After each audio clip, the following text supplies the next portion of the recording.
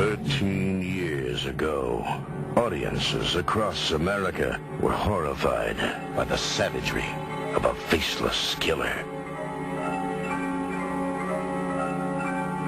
In the wake of this bizarre rampage, he vanished. Now, after more than a decade of silence, he has come out of hiding.